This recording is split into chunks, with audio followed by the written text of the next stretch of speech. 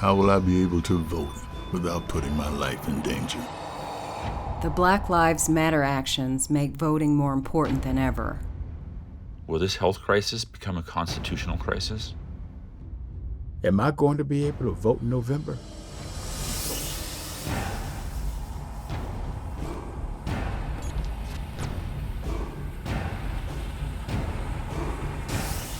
We have a historic decision today, striking down a key part of the Voting Rights Act, a civil rights law passed back in 1965. The Supreme Court essentially said racism is over, and these communities don't need to pre-clear these changes anymore. This decision leaves virtually unprotected minority voters in communities all over this country. It let the dogs out. It let these racially discriminatory voting laws to just run wild. Within hours of the Voting Rights Act being gutted, Texas had a new strict photo ID law. And within days, Alabama announced its own repressive voter ID law. We are witnessing a tidal wave of voter suppression around the country. 200,000 more people would have voted in Wisconsin if not for their strict voter ID law. Voter purges have become rampant. Since the 2016 election, states have removed almost 17 million voters nationwide. You describe Georgia as the epicenter of the current voter suppression battle. What has earned Georgia that distinction?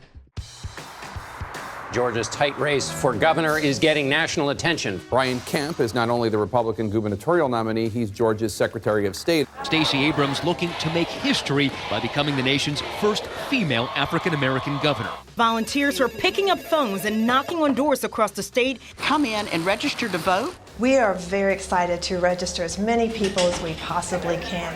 What do we want? Register to vote! When do we want it? Today! I come as one, but I stand as 10,000.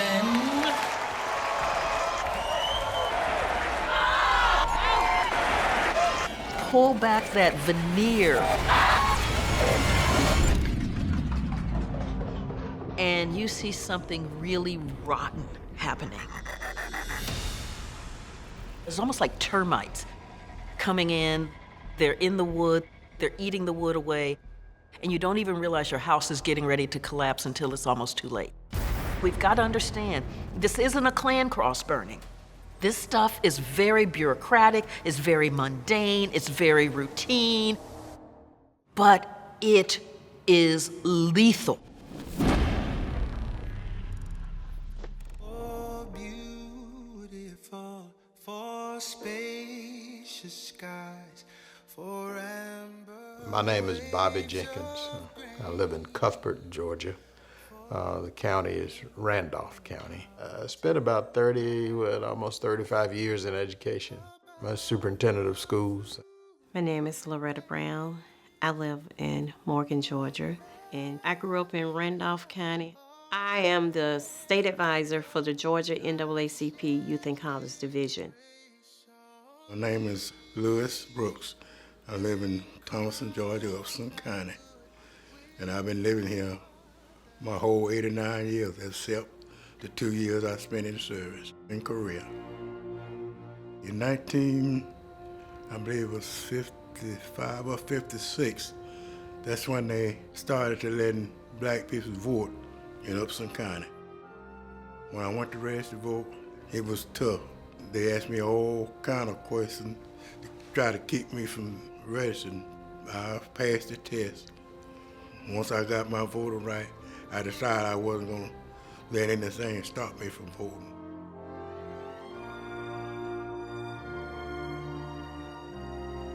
Because I used to walk. You go up the street here, across the next street over there, I walk over there and walk back and vote.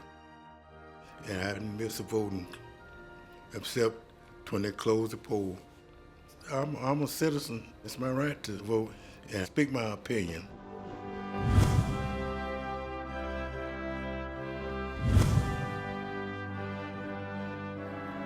I saw this ad saying that there was a proposal to close 7 of the 9 precincts in Randolph County.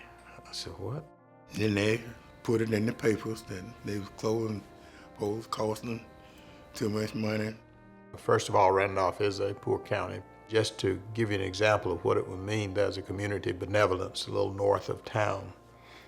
Had that precinct been closed, some of those individuals would have to go 30 miles round trip in order to vote. It would have been a terrible hardship on our poor, on our elderly, and on those who are least able to afford transportation. I got disabled and I couldn't do no driving. I know I couldn't afford to go that far to vote. This was in a black neighborhood. It made me feel like they would close it down to keep the black people from voting, because most black people vote Democrat. They only closed one white voting place. Everybody from out here in the black side had to go clean over there to the white section to vote. We're human, and we have our rights to vote just like anybody else. Voters in Randolph County, Georgia are outraged. Randolph County residents expressed their concerns with the Board of Elections. Our citizens turned out in full force. Big problem now. They were behind us 100%, trying to keep those polling places open. Convenience of the voter. You all are not considering that at all. There's no disenfranchisement for the African Americans.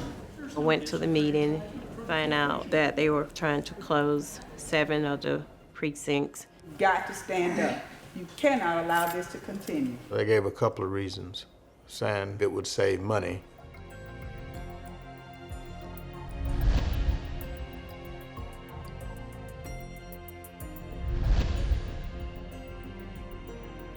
The other one was that several of the polling places were not ADA compliant. The thing that was so ironic is we voted that way in May. You know, they weren't any worse in November than they were in May. It will be impossible for rural voters without vehicles to vote on Election Day. It will be impossible for them. They will have to walk 3.5 hours just to get from one of these polling places to Cuthbert and Shellman. We did petition to keep it open. Pressure from the residents, civil rights organization, speaking up, speaking out.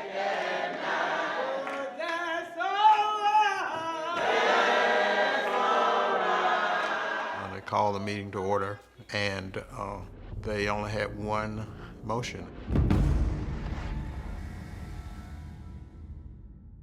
They voted to keep them open. The news of what was happening here in Randolph County went worldwide. The incident that we experienced threw the spotlight on everything else that had been going on. You know, we find out that in the state of Georgia, there were over 200 other polling places had been closed. If you move a poll 4 miles, it is the equivalent of a 20% drop in black voter turnout. That's what shutting down these polls mean.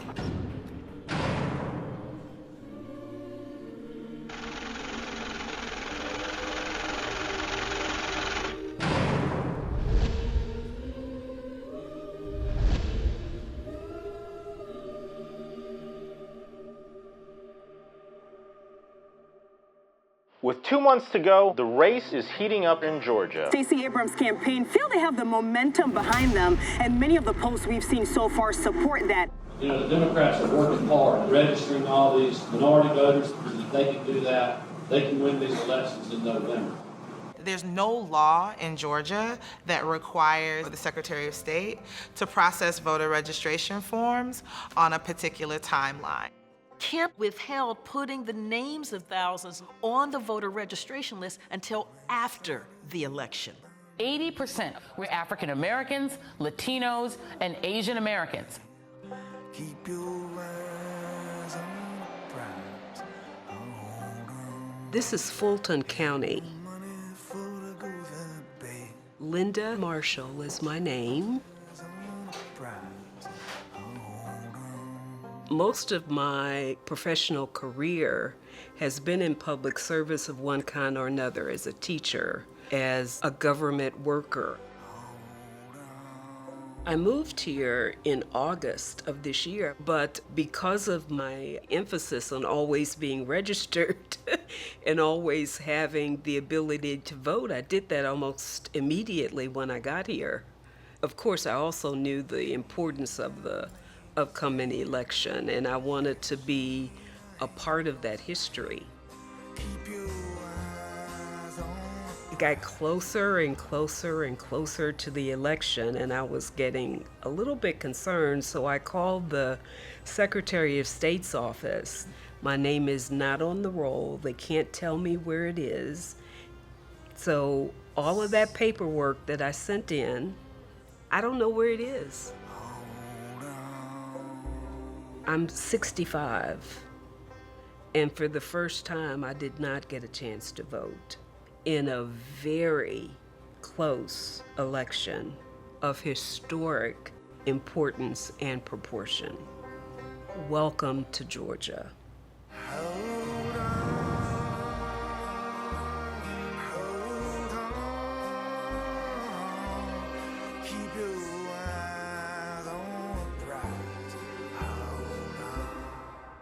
The midterm election in Georgia is only 29 days away. Civil rights leaders say Kemp is illegally removing people from Georgia's voters list. Republican Brian Kemp has already gotten the backing of our current president. Thousands are purged from Georgia's voting rolls. Purged from Georgia's voting rolls. 890,000. They had no idea they could vote. Other states use the same brewing over who's been removed from the voter roll. There has been instance after instance of unlawful voter purging. States are removing voters, many of whom have actually been found to have been eligible but were unlawfully removed from the rolls.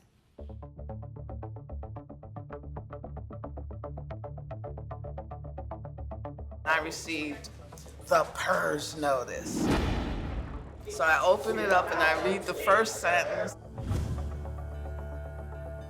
I, along with 380,000 Georgians, received the same notice. That's an especially pernicious way to prevent people from voting, because once you register to vote, you would think that you should be able to remain on the rolls. And once you're removed from the rolls, you cannot vote.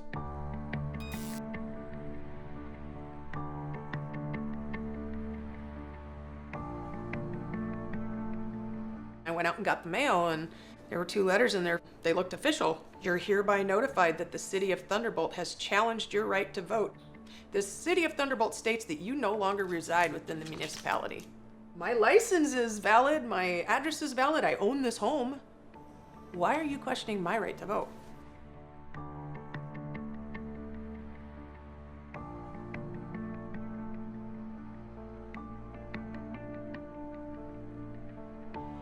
You know, the purges, they've been going on for decades, maybe over a century in this state. If you haven't voted in the last few elections, they'll purge you as if you must not be in the state anymore. If you move within the same county, they'll purge you, assuming you're not living in Georgia anymore. If you don't return a postcard from the Secretary of State, they'll purge you, because to them it means you're not a resident at this address. All of these tactics specifically and disproportionately target people of color, poor people, the elderly, all of whom tend to vote for Democrats. Brian Kemp is notorious for erasing the polls and purging people right before the election deadline. You have a candidate at the top of the ticket who is responsible for maintaining the integrity of the election. He needed to have his hands on the levers. You have an umpire who is also playing in the game.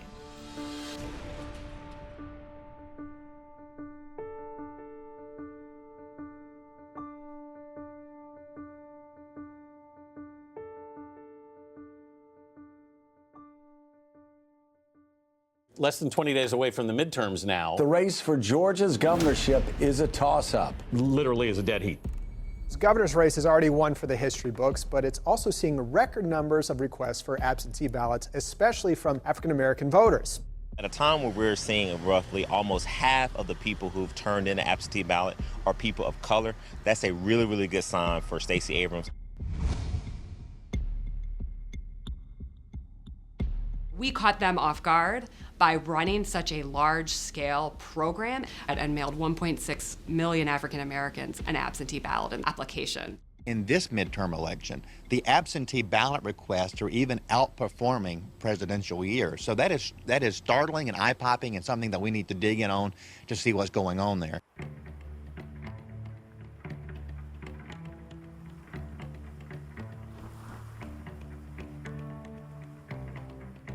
My name is Norman Broderick, and I'm in Powder Springs, Georgia, Cobb County.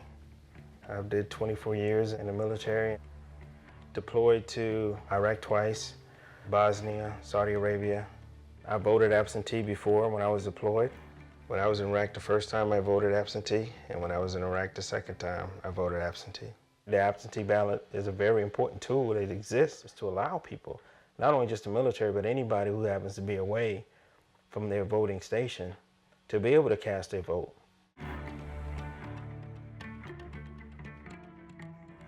My name is Peggy Shu. I'm from Johns Creek, Georgia. I left Georgia for DC in the beginning of October, and before I left, I mailed out my absentee ballot application so that our registrar would send an absentee ballot to my new DC address.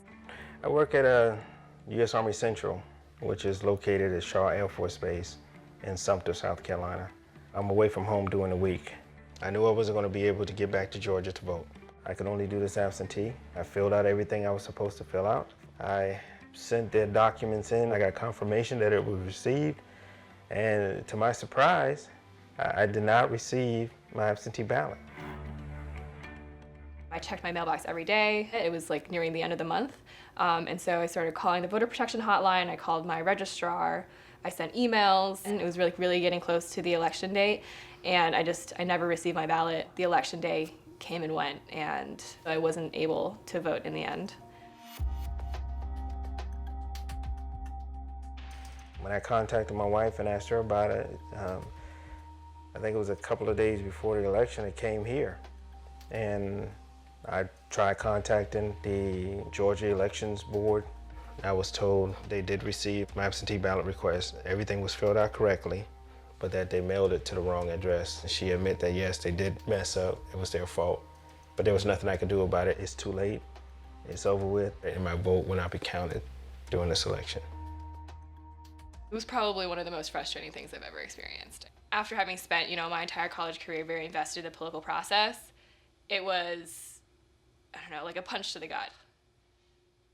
It still pisses me off to this day.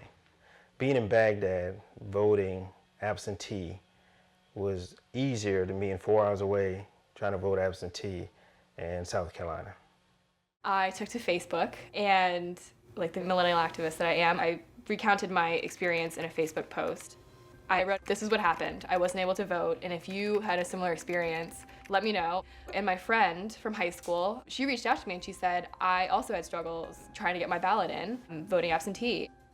So I submitted an absentee ballot. It came 2 days right before Election Day.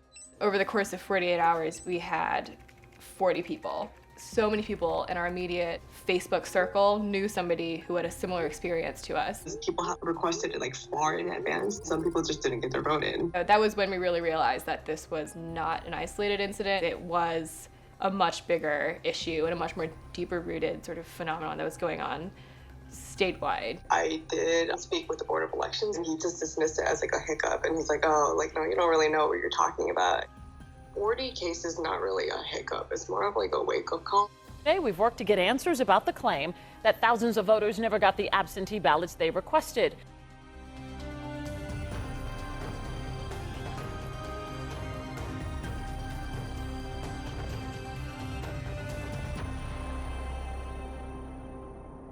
Tuesday morning, Election Day. The race between Abrams and Kemp is literally neck and neck. Their fate is now in the hands of voters. The day is finally upon us. The midterm elections are happening. Voters head to the polls in one of the most intensely fought midterm elections. The race for Georgia's governorship is a toss-up. I live in the South. I'm always worried about Election Day. Have a great morning and go vote. Oh yeah, gotta go vote today.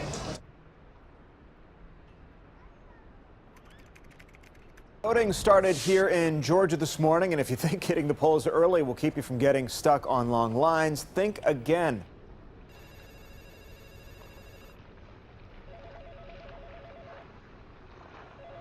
Voter Protection Hotline. How can I help you? Voter Protection Hotline, how can I help you? I've never seen one. The line hasn't moved in over an hour. The line is running out. I really thought I was going to be able to run in and run out like I usually do. The first thing I saw was just people everywhere. So we stood there for a while without moving. And then we would inch up. And then we wouldn't move. We had a lot of people with children there, pregnant mothers, elderly people. Some people have medical issues. I took my son to school that morning, and then I went to vote at Ferguson Elementary, where I vote every election. The line just keeps getting longer.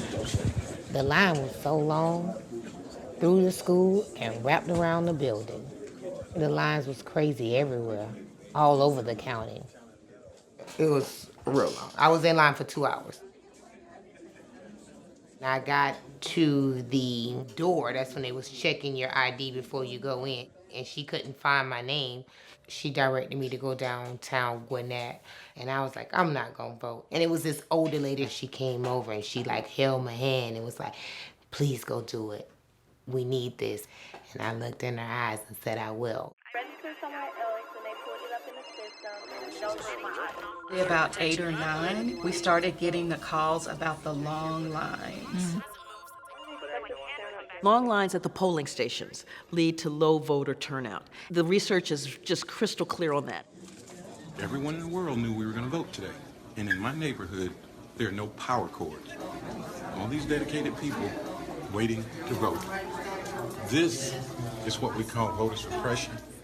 People were like upset and angry. I started calling the Secretary of State's office. I was either hung up on, placed on hold. They want people to go home and not vote. I ain't going nowhere. I'ma be right here. The reason they sent me from Ferguson to the downtown Gwinnett was for the provisional vote. So I drove 25 minutes, and then when I got there, it was crowded in there. I waited 45 minutes to find out that's not where I needed to be. She told me that this was the wrong place and that I can go back to Ferguson. I had to call back and redo my schedule. So now the voting not only cut on my time, cut on my money. When we went in, filled out all the paperwork, had the ID, took it up to the lady. I had mine in my hand. One hand had hers in the other, because she's legally blind. So we go give it to the lady, and she goes to scan Barbara's ID. Wow. So she looked up at Barbara. She said, well, Miss Barbara, when was the last time you voted? My sister got strong. I've been voting since I was 18 years old, and I'm 82. I was disappointed. She was a little upset. My girl wanted to vote, and they were trying to keep her from voting. Since I became a citizen, I have not missed an election. I showed up, and a very nice lady, she looked at my ID and said, no, you're not registered. And I said, no, wait a second. Here's my registration card, and showed them that I was registered. And they said, yeah, but your name is Del Rio with a space, but your voter ID says Del Rio one word, and therefore it doesn't match. In the voter registration, my name shows as Del Rio with a space. My ID is Del Rio, no space. That was a non-match. I said, this is not legal and I need to be allowed to vote. After much discussion, they said to me, this time we'll allow you to vote, but it's a little bit like they're doing me a favor. The right to vote should be something that we should make easier rather than more difficult. Latinos and Asian Americans are 6 times more likely than white Georgians to be cut from the voter rolls because of exact match. And Black Americans are 8 times more likely to be cut because of exact match. I have voted in every election, now all of a sudden I'm not there. Controversy surrounds the state's exact match law that put the registrations of 53,000 voters, most of them African Americans, on hold because of discrepancies in the way their names are spelled in state databases. People of color have names that are a little bit less typical, and that's where the errors are at their highest. Brian Kemp knows this. A group of students will not have their voices heard at the polls, at least not in Georgia. They're turning a bunch of students away over here. were showing up here and at the Booker T. Washington location, and their names were not on the actual roll.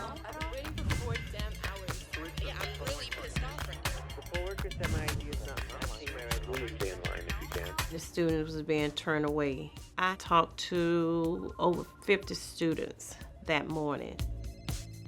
First, they told me I was at the wrong polling station. They said, you didn't get registered. I was like, what do you mean? And there was only about 4 voting ballot booths. They didn't process my registration didn't go through. I walked back to my dorm and said, I guess I just won't vote. Just before I went to vote, I had been in an African American history class where we were actually talking about voter suppression, about what was it like for people that were going to vote. I filled out a little slip of paper, gave it to the poll workers. They looked up at me and they said, it's coming up in our system as though you're not a citizen of the United States. I just sort of looked at them like they had two heads. Like, I'm sorry, I was born in New York, what? When I got to the front of the line, they informed me that I was registered to vote, but not in Dougherty County. They were telling me that I was registered back home in Winter Robins, where I was from, and I've never voted there. I've never even been registered there. The thing was that I had brought proof that I was a U.S. citizen. I had with me my driver's license, my passport card, and my Emory student ID, but they would not look at the passport card whatsoever to prove that I was a citizen. I walked out crying. What I learned in history class just hours before, this happened to me in 2018. I had been through and participated in voter registration drives on campus, within the community. It was just like, wow, after all of this, I'm not gonna be able to vote myself. Like when I was growing up, voting was a thing. It was an event. So little me is trailing behind my parents watching them vote. My parents would take me to the voting polls every time when I was little. I would go in and I would help them fill out the bubbles. I get a chance to vote and then you get there and the experience is just terrible and you have to call your mom and be like, why is this so hard? You never told me it would be this hard. This was huge for us because Stacey Abrams was actually a Spelman alum. History would have been made, and it would have been made by my Spelman sister. If there is no one who gets to 50% tonight, Robin, there will be a runoff in December. We'll find out as the day and evening goes on. Voter Protection Hotline, how can I help you? Are they letting you know now? Are you really kidding me? Old people who can't vote, there's young people who can't vote, there's people in every county who can't vote. It just created this intense fog of confusion across the state.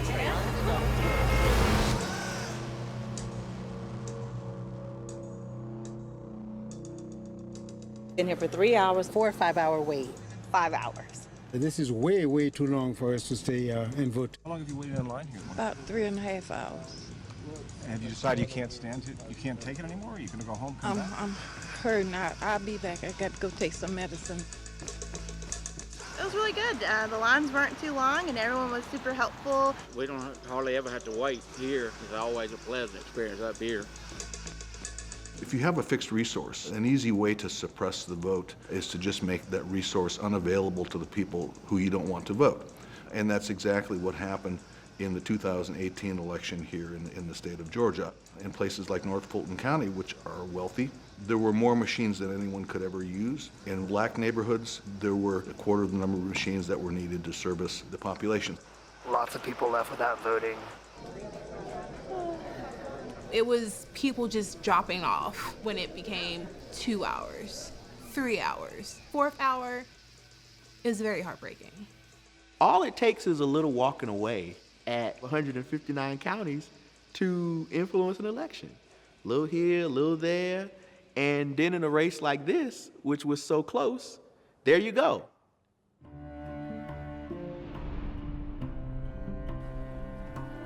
All night on Twitter, a trending topic, #StayInLine. I had to go and pick my son up. He had to be picked up before 6. I picked my son up and he went with me and sat in the car. And then I went back to Ferguson Elementary. And by this time, the evening crowd is there and the line has tripled. And I was like, oh, there is no way. Just for my one vote, it took me like 6 hours. And I wanted to give up because I promised that elderly lady outside that I would do it. 5 hours, so about 5 hours took me to vote. It sucks the life out of you. I'd been in people's homes, I'd been in their neighborhoods, I'd held their hands. And so to get to election night and to start hearing more and more stories of voter suppression, to hear more and more from people who were told that they couldn't vote or who were turned away or had to give up because of 4-hour lines, that broke my heart.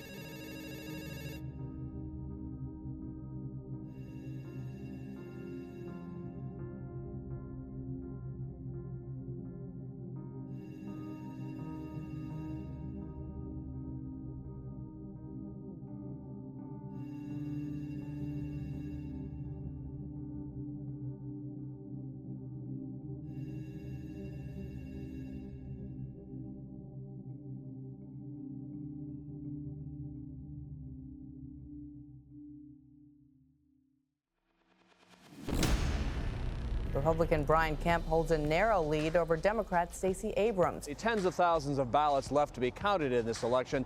They were counting provisional ballots for hours.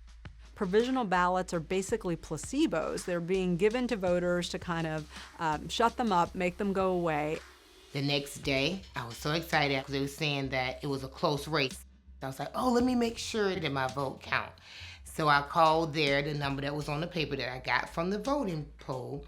And she go, oh no, they counting every vote. You don't need to call. I called my mom to double check. My mom worked for the poll for 20-some years.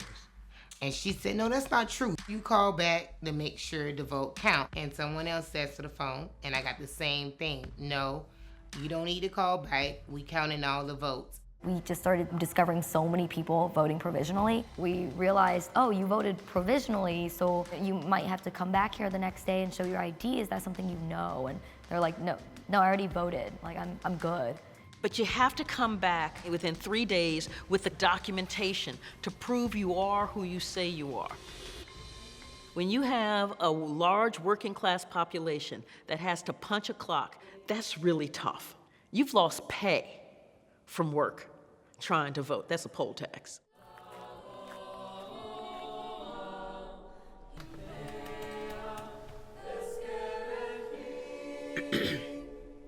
Hi, this is Christine from Gwinnett County Elections. I wanted to confirm if my vote was counted or not. All right, what is your last name? Kimball.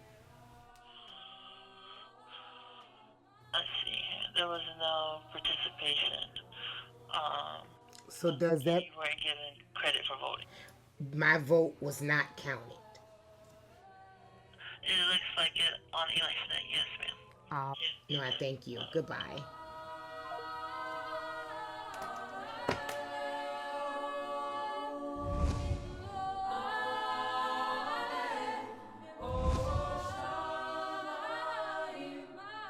Last night, my opponent ended her campaign. The election is over, and I'm honored to be Georgia's governor-elect. I acknowledge that former Secretary of State Brian Kemp will be certified as the victor in the 2018 gubernatorial election. But to watch an elected official baldly pin his hopes for election on the suppression of the people's democratic right to vote has been appalling. This is not a speech of concession, because concession means to acknowledge an action is right, true, or proper. As a woman of conscience and faith, I cannot concede that. I don't want everybody to vote. Elections are not won by a majority of people. They never have been from the beginning of our country, and they are not now. As a matter of fact, our leverage in the elections, quite candidly, goes up as the voting populace goes down. Georgia 2018 was a case study of voter suppression. And as we approach the 2020 elections, we're seeing a coordinated effort to suppress, from lawyers, millions of dollars, and potentially the biggest tool of all, the coronavirus. The coronavirus pandemic is creating concerns ahead of the 2020 election. With no official end in sight to the crisis, there are questions about whether voters will be able to head to the polls to cast their ballot in November. Out of a large city of Milwaukee, we almost got 600,000 people in the city limits. They only have 5 polling sites open during a pandemic. In Wisconsin today, thousands waiting for hours, forced to choose between protecting their own health and exercising their right to vote. This is so wrong. This is just so wrong. Stop playing politics with our lives. The 2020 primary in Georgia was like the 2018 election all over again. This is primary day in Georgia. Lines in Atlanta stretching for blocks. There were people and seniors who had been sitting out waiting to vote for more than 5 hours. This is wrong. This is America. I think that mail-in voting is a terrible thing. If you ever agreed to it, you'd never have a Republican elected in this country again. Oh, beautiful for space. We are not going to let them take from us what our grandparents and parents fought and suffered and died to give us in the first place. We are here to resist an ID law that is undemocratic, unconstitutional, and immoral. People are demanding democracy. New Mexico now has same-day voter registration. Iowa, Colorado, Nevada, Florida, and Arizona all passed laws restoring voting rights to those formerly incarcerated. Maine has enacted automatic voter registration. Delaware and Virginia enacted early in-person voting. And in response to the coronavirus pandemic, Michigan, Illinois, New Hampshire, and California have all committed to expanding mail-in and absentee voting in the 2020 election. We belong together. We are all part of the fabric of this country, and we understand what's at stake. Any voter suppression law is not just about black people, it is about America itself. On my mother's dying bed at 92 years old, former sharecropper, her last words were, "Do not let them take our votes away from us." No one should have to risk their life to vote. And for the politicians that put you in front of a coronavirus firing squad, vote them out. From sea